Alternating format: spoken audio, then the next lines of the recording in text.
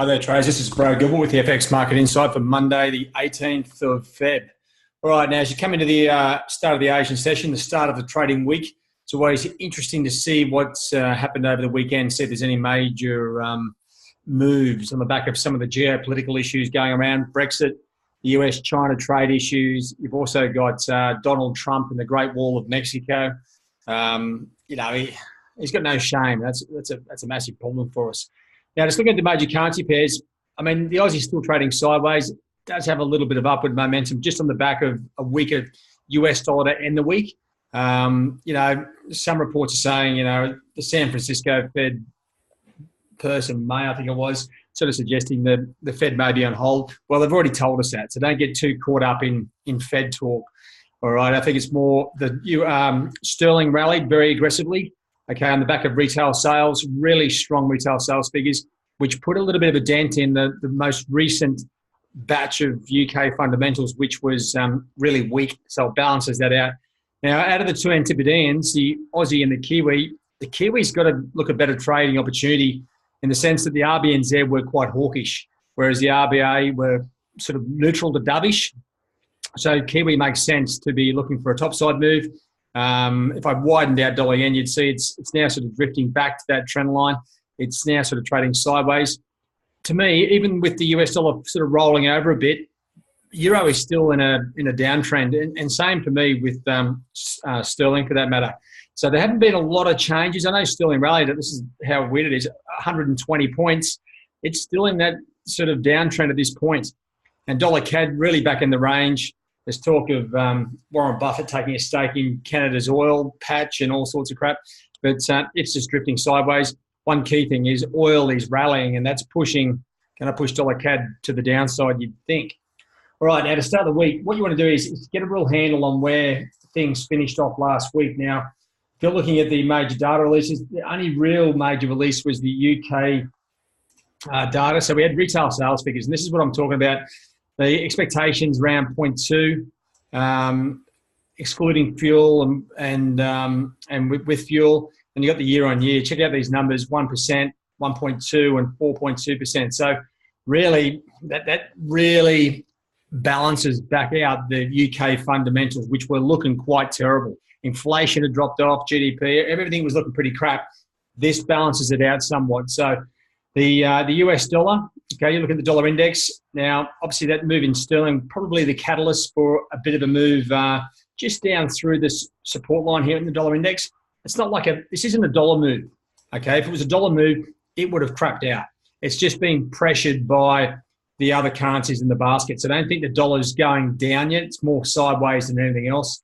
And the offshore yuan, well, it's just banging away here, right? So there's nothing coming out. Apparently, the officials met over the weekend. I haven't read any updates. I haven't seen any updates about what's going on. Equity markets had a pretty good day on Friday, up 1.74% for the Dow.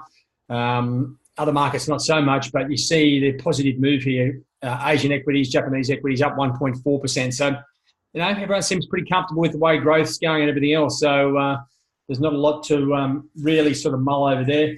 And just coming across to decipher some of the news and propaganda out there. Dovish Fed talk sends dollar lower. They're trying to piece something together there. As I said, the Fed have already said exactly what they've said. I mean, they've already stated they're on hold. Mary Daly from the San Fran Federal Reserve, okay, just said they might be on hold if the numbers come out the way they expect. Well, that's stating the obvious, so don't get caught up in that. This is where Trump has got his hands full. He's called a state of emergency to get this wall built. Or not half, but there are a number of states already starting to start legal action against the president. So I can't see the wall floating, and that's going to create a whole bunch of other issues.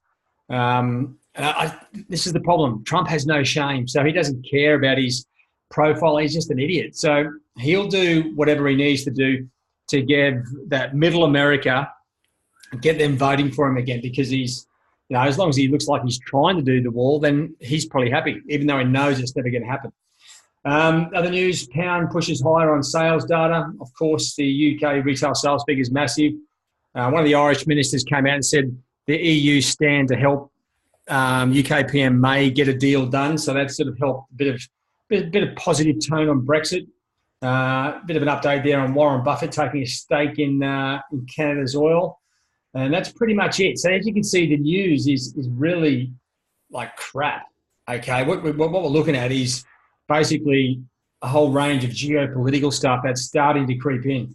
So when you come back to, if I just bring you back to the MyFX Trading Hub, right, there's not much activity. You do not expect much today across all markets, right? There's no major data releases coming out. It is a US holiday. It's President's Day. Donald will be loving that. He'll be putting posters of himself up everywhere. So really, trading doesn't really start until Tuesday. And when I'm saying Tuesday, I mean Tuesday European session. Right, we've got the UK employment numbers, the average weekly earnings, the claim account change. So that's going to be the start of the week. And you've also got some German zoo numbers, right? So that's going to give us a good lead into the German economic sentiment. Actually, funnily enough, we're still having a few issues with the Aussie data for some reason. It doesn't like to come out at the right spot. The Aussie monetary policy meeting minutes may give us a bit of a clue there tomorrow, a bit more insight into what the RBA are doing, because don't forget, the speeches by the governor contradicted the statement was it last week, 2 weeks ago, whenever it was actually a bit chaotic. There's nothing worse than the central bank coming out with an interest rate decision, which is neutral, then the statement saying one thing and then they come out and say something completely different the next day. That's a little bit chaotic for my liking. Now, the FOMC minutes on Wednesday, that'll be a bit of a key thing to look at as well. So there's a few things to look at as we get started in the week, but, you know, today is not the day to be sort of throwing trades on, okay, around these geopolitical events. You're asking for trouble. And that's because there's no specific direction. Market conditions, well, the majors are drifting sideways. That means they can go up or down. You may get lucky, you may not. So I'd be thinking twice about getting too active on Mondays. The core market drivers, once again, the fundamentals have just dropped off a bit. We've got Brexit, the US-China issue, and Trump's wall all creating a little bit of chaos there along the way. Now, the major technical outlook for the majors, well, the US dollar pairs have really seized up. They've drifted back into the range, and that is not an easy trading situation. When the dollar's got direction, things are easier. But at the moment, we don't have that. If anything, the two European pairs, or the dominating pairs, euro and sterling, still mildly bearish. Okay, now, obviously, sterling can change very quickly, but euro, the growth, we've got the outlook for Europe, which is lower growth. If we get some, anything settles in the US dollar, euro should continue to the downside. So we'll have to wait and see how that plays out.